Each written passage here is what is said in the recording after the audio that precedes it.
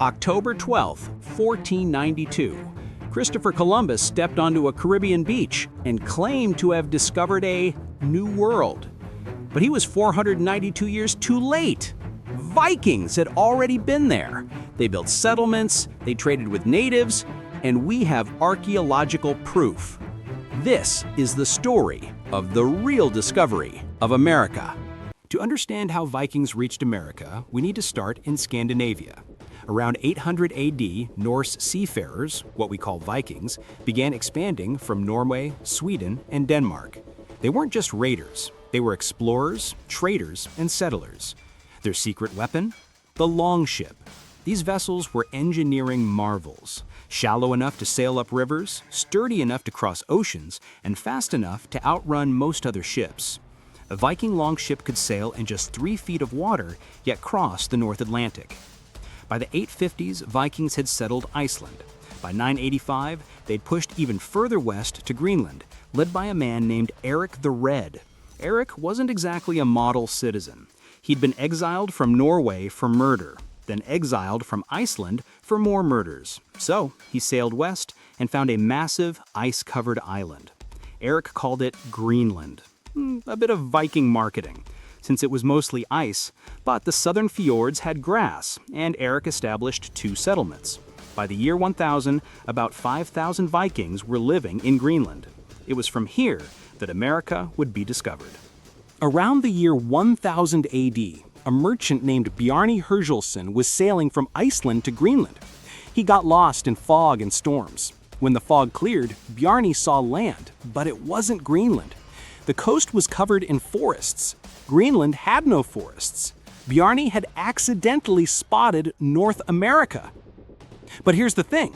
Bjarni didn't investigate. He was a merchant with cargo to deliver, so he turned around and sailed to Greenland. When he told people what he'd seen, most thought he was either lying or crazy. But one man believed him, Leif Erikson, son of Eric the Red. Around the year 1000, Leif bought Bjarni's ship and assembled a crew of 35 men. They sailed west, following Bjarni's route in reverse. After several days at sea, they spotted land. The first land they reached was flat, rocky, and covered in glaciers. Leif called it Helluland, meaning stone slab land. Most historians believe this was Baffin Island in northern Canada. They continued south and found another coast, this one covered in forests. Leif named it Markland, meaning forest land. This was likely Labrador, where forests came right down to the sea. But Leif kept going. He was looking for something better. 2 days later, they found it, a land with rivers full of salmon, wild grapes growing everywhere, and grass that stayed green through winter. The days and nights were more equal in length than in Greenland, meaning they were far south.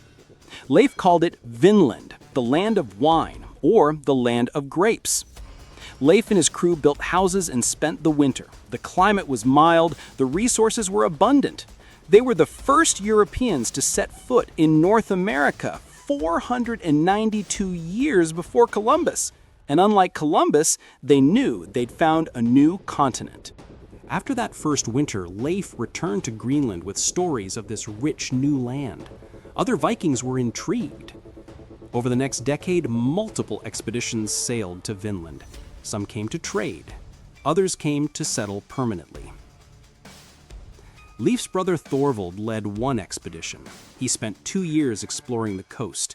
But then his crew encountered something they hadn't expected: native inhabitants.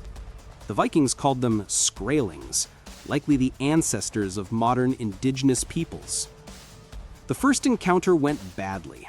The Vikings attacked a group of sleeping natives, killing 8 of them. One escaped. The next day, a fleet of skin boats appeared, filled with angry warriors. In the battle that followed, Thorvald was killed by an arrow. It was the first recorded conflict between Europeans and Americans. Around 1010, a wealthy merchant named Thorfinn Karlsefni organized the largest expedition, 160 people, including women, children, and livestock. They were coming to stay. They rebuilt the settlements, planting crops, and even had a child, Snorri Thorfinnsson, the first European born in America. At first, Relations with the natives were peaceful. The Vikings and Skraelings traded Norse cloth and milk for furs and pelts. The Vikings were amazed that the natives didn't have iron and would trade valuable furs for small pieces of red cloth.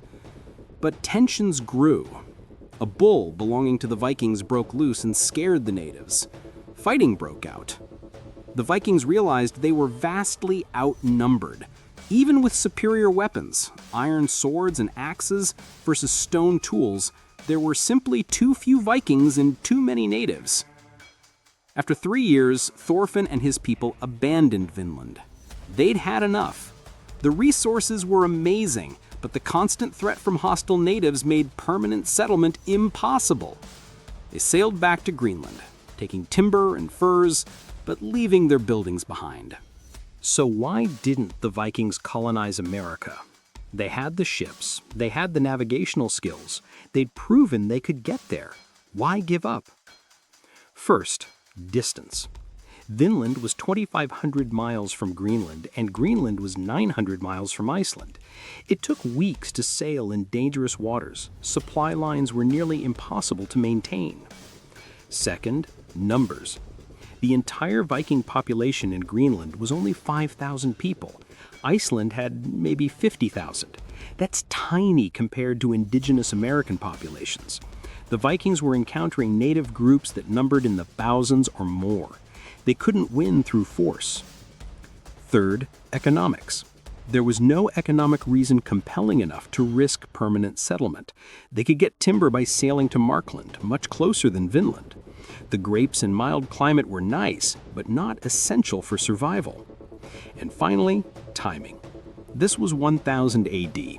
Europe was just emerging from the Dark Ages. There was no Spain funding expeditions, no nation-states competing for colonies, no printing press to spread the news. The Vikings were too early. Over time, Vinland became a legend. The stories were passed down orally, then written in Icelandic sagas centuries later. But by the 1300s, even the Greenland settlements had failed. The Little Ice Age made farming impossible. The Vikings abandoned Greenland. The route to Vinland was forgotten. For centuries, scholars dismissed the Viking sagas as myths. They thought the Vikings had never reached America. Then, in 1960, a Norwegian explorer named Helge Ingstad and his wife, archaeologist Anne Steen Ingstad, made an incredible discovery. At the northern tip of Newfoundland, Canada, at a place called Lanso Meadows, they found the remains of 8 Norse buildings. Not native structures, Norse. The construction style, the layout, the artifacts, everything matched Viking settlements in Greenland and Iceland. They found iron rivets used in ship repair. They found a spindle whorl for spinning wool. Vikings spun wool, natives didn't. They found worked iron slag, proof of iron smelting. Most dramatically, they found a bronze cloak pin of distinctly Norse design. Carbon dating placed the settlement between 990 and 1050 AD. This wasn't just archaeological evidence, it was proof. Vikings had been in North America around the year 1000. The sagas were real. Today, Lanso Meadows is a UNESCO World Heritage Site.